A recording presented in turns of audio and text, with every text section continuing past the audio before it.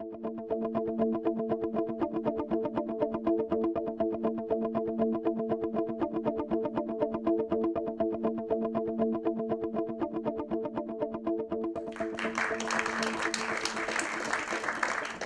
going to move on to tributes now. Continue our walk through celebrating our graduates this year, of whom there are many and whom we will miss as a large percentage of our chapter graduates this year. So, AJ, for the celebrations tonight. Thanks, buddy. Well, 11 down, 7 to go. We have 4 tonight. We have Philippe, Paul, Brett, and Mark, and let's start hammering through them. So Philippe, on behalf of Philippe will be Greg. AJ, thank you for that warm introduction. Just trying to keep things moving, man.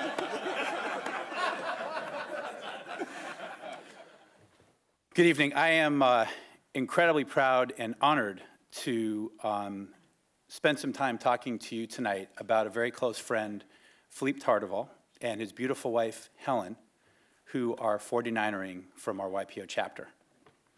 When I think about Philippe, many great things come to mind.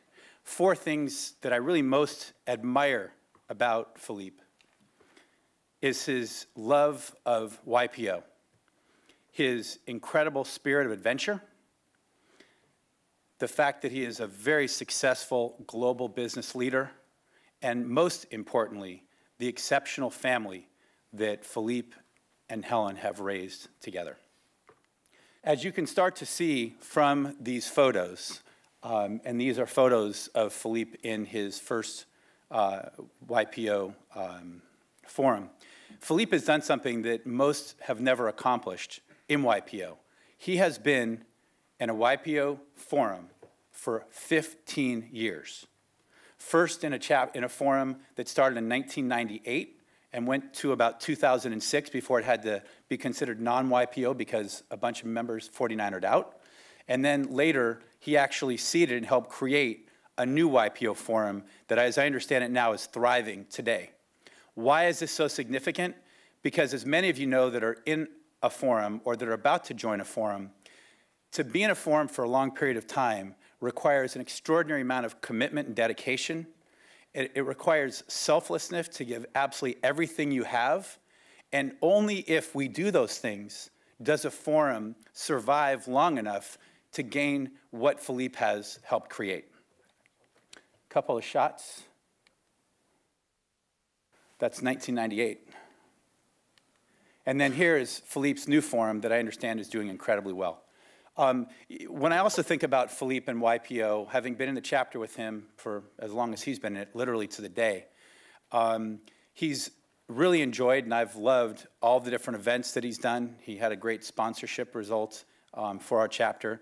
What I really love about what Philippe's recently been doing in YPO is that he's been facilitating his 2 incredible daughters to actually set up clubs inside of their universities for YPO. One over at Emory and one over at WashU. So it's really nice to see the sort of next generation that he's helping develop from what he's created. Philippe is also, most of you might not know, an incredible adventurer. He, as you can see, loves flying. In fact, he is right now getting his pilot's license for a 2nd time.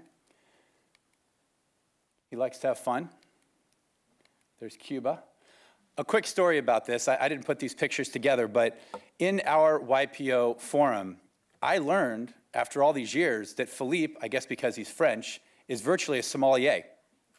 So we had our forum get together with all of our couples, 15 or 20 of us together, and we had a very high-level wine tasting. And a bunch of wine snobs were there that were in our forum. We had 7 different flights of wine. And I was reminded about this last week by someone in our forum. Philippe was the only one to get the entire list correct. So if you ever have the pleasure of going out to dinner with Philippe, give him the wine list. Philippe is also a true adventurer in the sense that he climbs lots of mountains, figuratively and literally. He's got extraordinary guts. This picture right here connects to a peak, which is at the highest mountain in Italy called Gran Paradiso. What makes this kind of crazy is that to kiss the Madonna statue, you have to, with your crampons on, which makes for unsteady walk across a 20-foot sort of flat piece of rock that's angled, that's about 2 feet wide. The wind is blowing because you're at 14,000 and something feet. To your right's 3,000 meters, and to your left is 2,000 meters. Well, I clipped in behind that because there was no way I was going to kiss the Madonna. He did it. So I'm not sure if it's guts, but I was really impressed.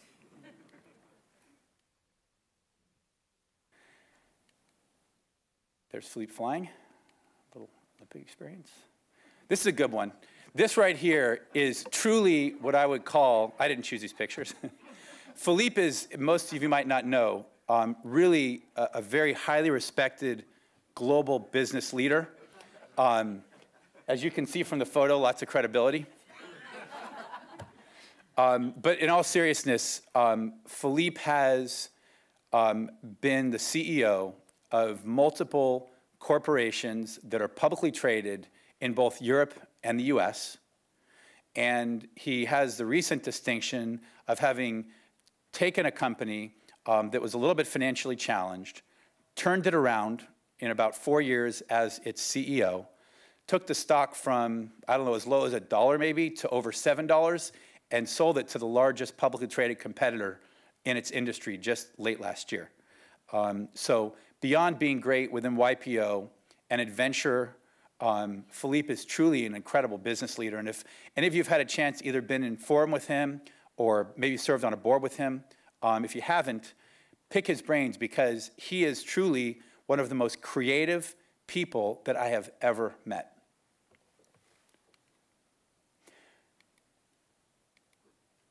We'll leave it there for a while. You know, our chapter, one of the most important things about our chapter is the core sense of family. And that what distinguishes Santa Monica Bay from so many chapters is that we do, in many instances, like to bring the entire family together. And what is most impressive about what Philippe and Helen have done is they have raised 2 incredible daughters, both of whom are high-level college athletes, and both of whom are virtually straight 4.0 students and really good people. And what that means is that in business and in his personal life, actually the 2 of them have really lived their core values in every way. And I think when they've done that, they create the result of an incredible family. So as you can see, I can go on and on about why Philippe has been such an incredible member of our chapter. But most of all, I guess I'm saying farewell, and we'll miss you.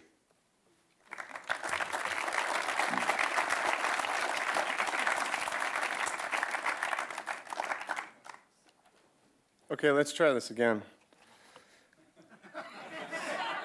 Be prepared for the next speaker.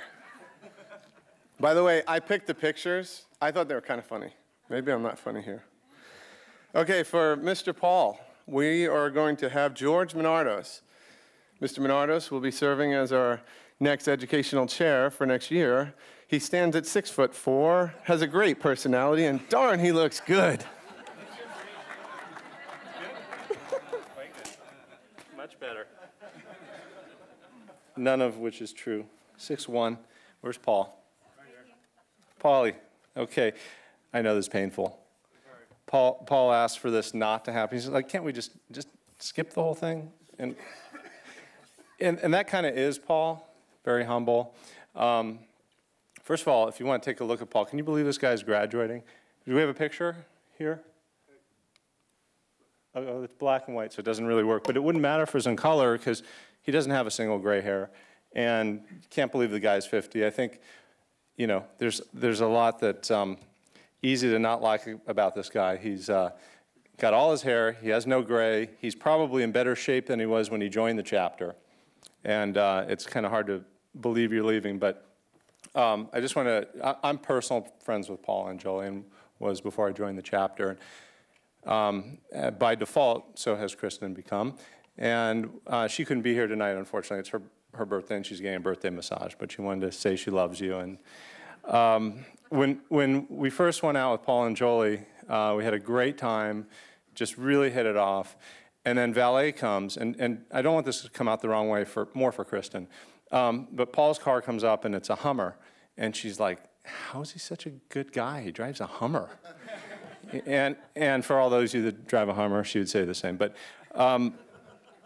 it kind of talks about two sides to Paul. There's this, what you might appear on the outside with the cars, the clothes, the house, whatever you want to talk about, the trappings. But I think more of the point, there's one of the most authentic and straightforward guys you'll ever meet. You know exactly where you stand. I think Mark Rosenthal said it really well today to me in an email. You know exactly where you're standing with Paul. If he's pissed at you, you know. If he's just as well to give you a compliment if he thinks you did something well. And that's, I think, a really good definition for Paul. But so for the two parts of Paul, she used to call Paul Eric, and that was the guy that drove the Hummer. I'm not sure she even told you this story, but she used to call you the wrong name all the time. And I think so. We said there's two Pauls. There's the Eric, and then there's Paul. So, you know, the Eric drives the Hummer, but Paul talks about his wife Jolie as his soulmate and life partner, and you know, and really means it. And I think that says it all right there. In addition to the loves of his life, his three boys, Spencer, Ryan, and Luke, and Paul lives for his boys. I guess that's a pretty recent picture. And you know, Paul will give up anything, his day, no matter what's going on for those guys. And I've seen it on many occasions. Again, I think if Paul had nothing else, he would consider himself the wealthiest man in this room. And for that, I'm honored to call you a friend, Paul. Thanks.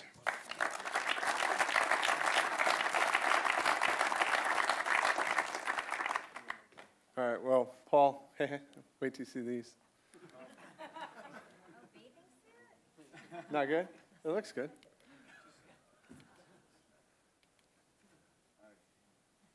It's not that bad. That's a nice picture. Aw. Ooh.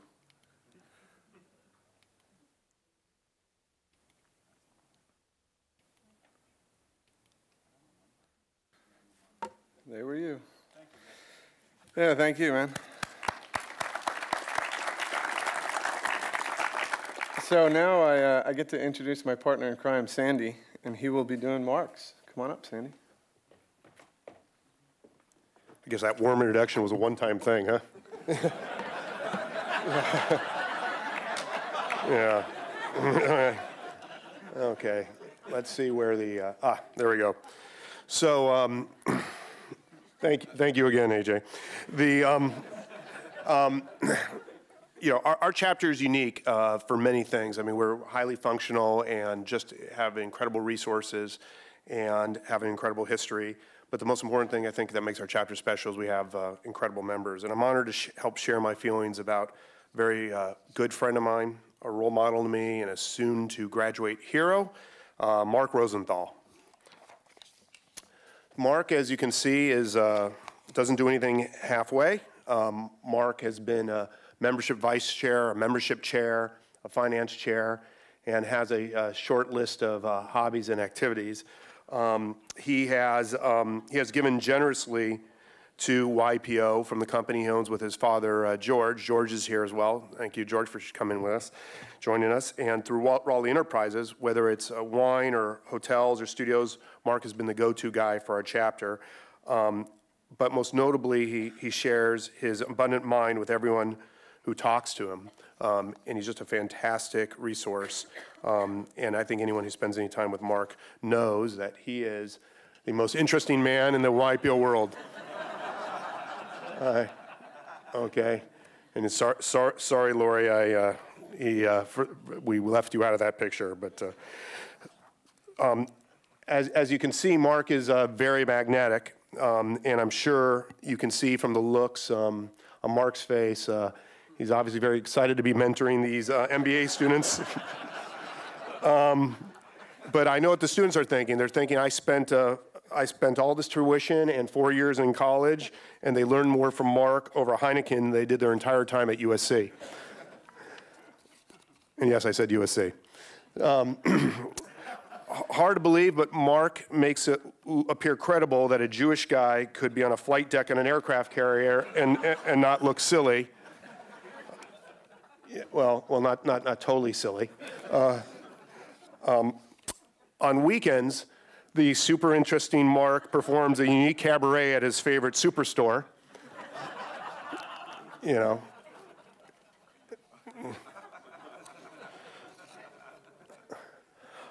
A lot of you know,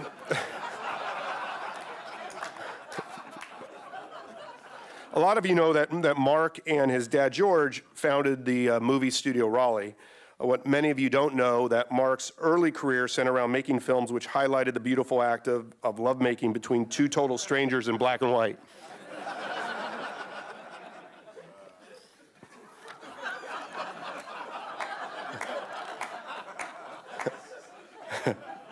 All right, let us suck this one in for a second. But Mark also combines the art of judo, powerlifting, and massage into a unique style that is very relaxing to those without any nerves below their neck.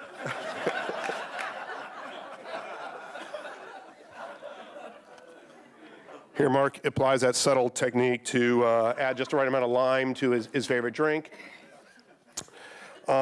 As an only in YPO forum confidential news item, while Ron Paul, Newt, Santorum, and Romney beat each other up, a little known secret is that Mark is secretly working behind the scenes to secure his place in history. Here is Mark, maybe slightly prematurely making a potential visit to a new residence to meet his exacting standards. Unfortunately, this house is considerably less space than his house in Aspen.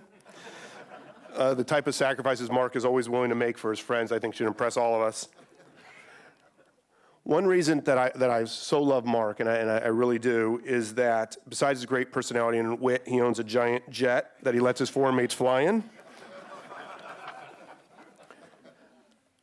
Now, like all great men, I mean this all sincerity, Mark has a great sidekick, which is the real reason he got in this chapter. There's Bonnie and Clyde, there's Sonny and Cher, there's Donnie and Marie, but they have nothing on the Mark and Lori show. While Mark has set many style statements, the eye candy of the Rosenthal theme is obviously Lori. She loves Mark, supports Mark, but also has her own unique interests. Booze and gambling.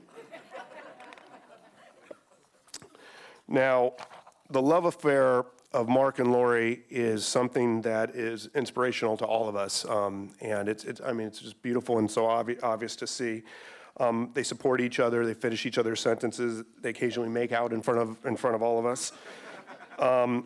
Frankly, I alternate between being really happy for them and being just plain jealous, and I keep waiting for Lori to clone herself and give me a twin sister that I can take, and there's some great pictures of the two of them. I'm not sure when those pants were ever in style, but it's okay.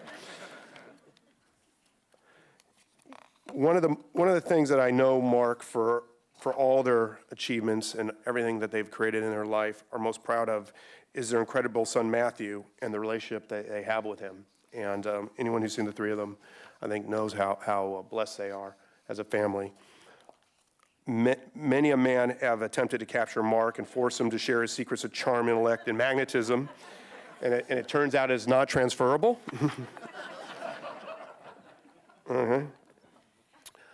Mark and our forum took an unforgettable trip to Cabo. Unfortunately, raw fish, beer, and a moving boat can bring down even a Superman. But we were able to find him some medicine at a local pharmacy, which nursed him back to health. I can say that there's no one in our chapter who is universally admired as much as Mark. He's a leader who does not take himself too seriously. He's willing to always share his honest observations and add value to everyone he meets.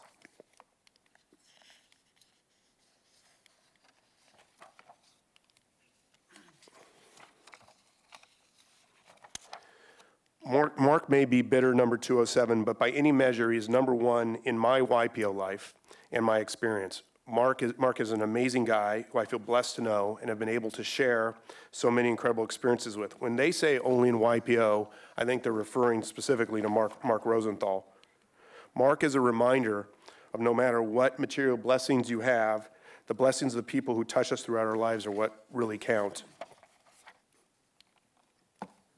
Mark, congratulations on being a success in every way, and thank you so much for reminding us how someone as interesting and special as you can touch so many lives in a meaningful way.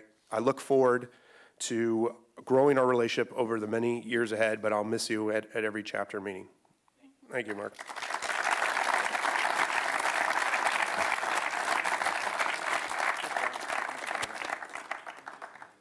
So the last graduate for this evening is Brett Tolman, and he couldn't be here tonight. Unfortunately, he's going to be also missing the graduation ceremony. Once again, give the graduates tonight a round of applause, and thanks, guys.